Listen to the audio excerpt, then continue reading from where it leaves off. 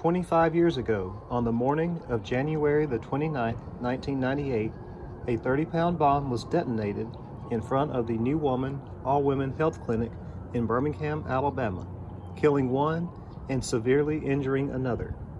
It would soon become known that this was the work of a yet-to-be-named serial bomber who had been on a spree of destruction across the Atlanta area. Almost 11 months had passed from the time of the last bomb in Atlanta until the Birmingham bomb. The bomber had first considered the town of Anniston, Alabama, but decided it was too small, and he chose Birmingham as a better location where he could possibly kill more people. In this video, I'll show you where this happened, as well as take a look at the route the bomber used after he set off the bomb. I'll tell you about the heroic actions by a quick-thinking college student as well. If you like these videos I make, please subscribe to this channel. It's free and it will help this channel grow. About a month before the bombing, in December 1997, the bomber spent a week in Birmingham and began casing the area for targets. He then returned on January the 28th and parked about a quarter-mile away, walking up 17th Street with the bomb inside of a laundry bag. The bomb was assembled inside of a plastic toolbox and consisted of 12 sticks of dynamite, 10 pounds of nails, among other things. It was camouflaged by plastic greenery to look like a plant and hidden near some shrubs. He placed the bomb in front of the clinic around 10 o'clock the night before it went off. He chose this location because there were not any security cameras here at the time. This would be his first time to use the remote control to trigger one of his homemade bombs. On the morning of the attack, he parked his truck on the south side of Red Mountain and walked a route to the north side of the mountain that was approximately 1.5 miles away to the clinic. He stopped about midway to put on a disguise, and then he went to the parking lot of the dentist office. First, he saw a security guard arrive, and then a nurse. As they were about to enter the clinic, the guard noticed something strange. He had warned a protester across the street to get back. The nurse was about to unlock the door when at 7:33 a.m., the bomber pressed the button. The bomb exploded. The guard was killed instantly, and the nurse was very badly injured. The guard took the majority of the blast, which is what possibly prevented the nurse from being killed. The bomber was hidden behind one of these trees at this dentist office, and the clinic was about 50 or 60 yards away at the bottom of this hill behind the orange detour sign. He had to have a clear line of sight for the remote control to work, which means he saw the bomb when it went off and he saw what it did to the two victims.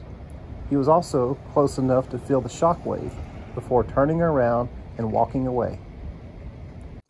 The clinic has been demolished for several years and the property is now a parking lot. This is what it looks like now. The building was right there where the cars that are closest to the camera are parked. As he was walking away from the scene through the area that you see here on the right, he caught the attention of a 20-year-old pre-med college student at UAB who had been doing laundry after a late night of studying. The student heard and felt the explosion and looked out the window of this building, and he noticed something strange. As most people were panicked by the bombing and looking in the direction of the blast, he noticed one single person was calmly walking away from that area.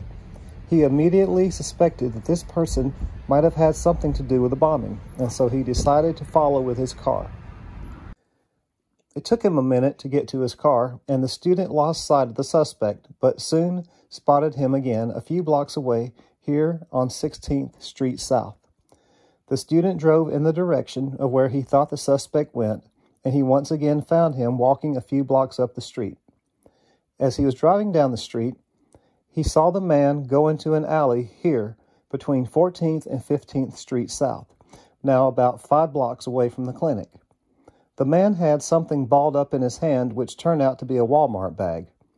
So the student went to the next street and he waited in front of these Center Garden Apartments, which is now Central Station Apartments.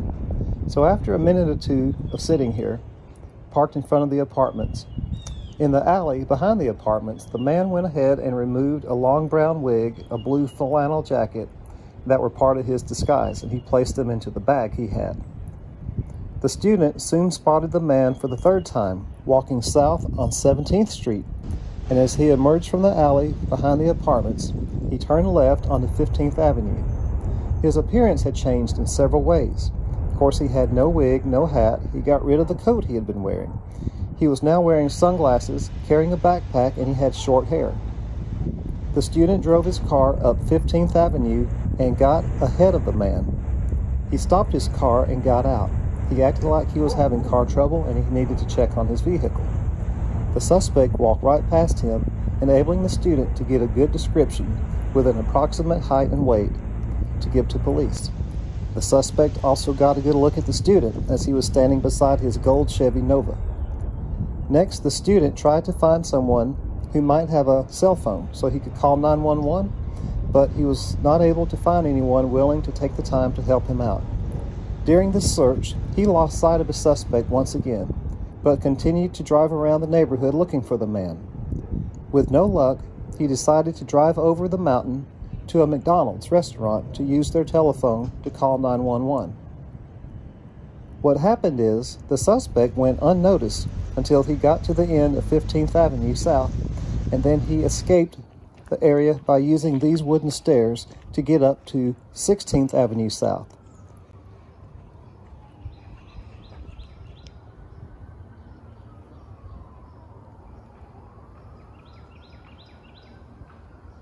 As he was making his way up these stairs, he saw the student driving the Nova around this corner where 15th becomes 18th, and suspect thought he had finally gotten rid of his pursuer.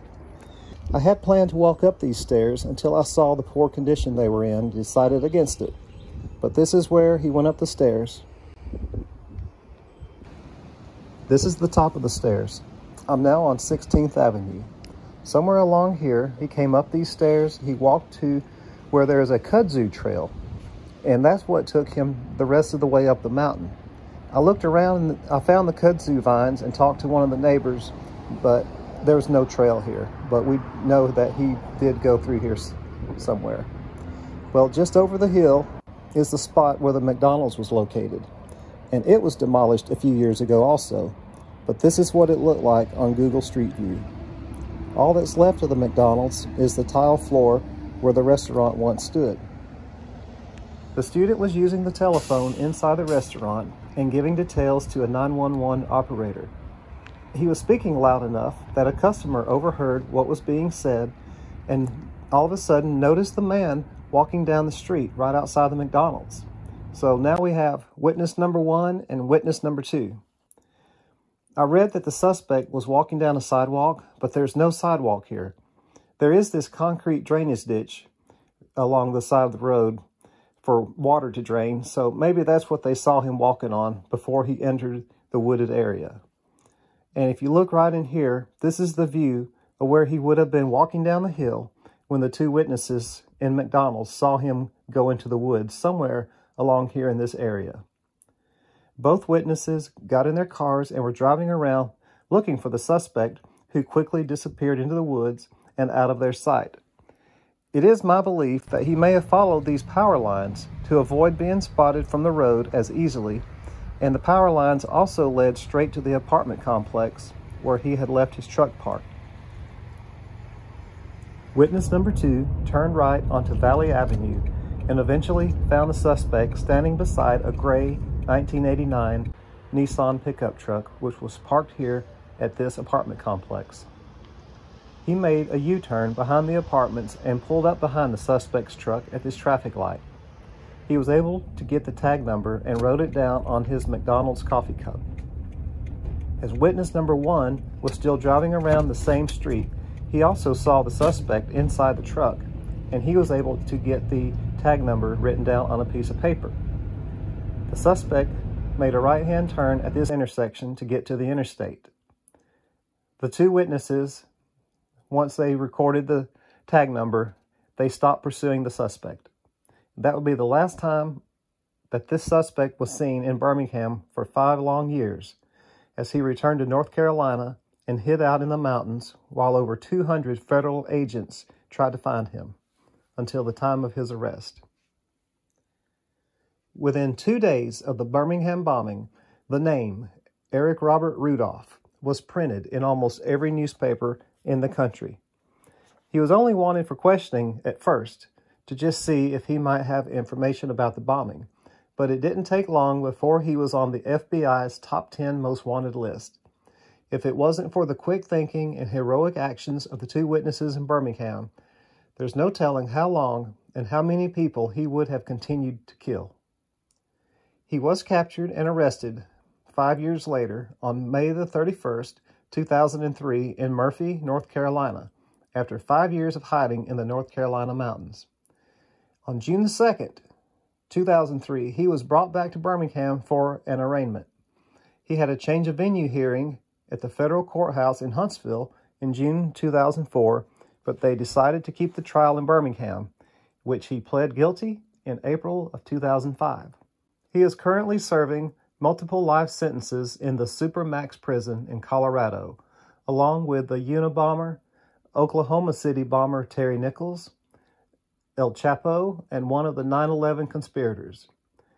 Well, that's about the end of this video. Thanks for watching, and don't forget to subscribe.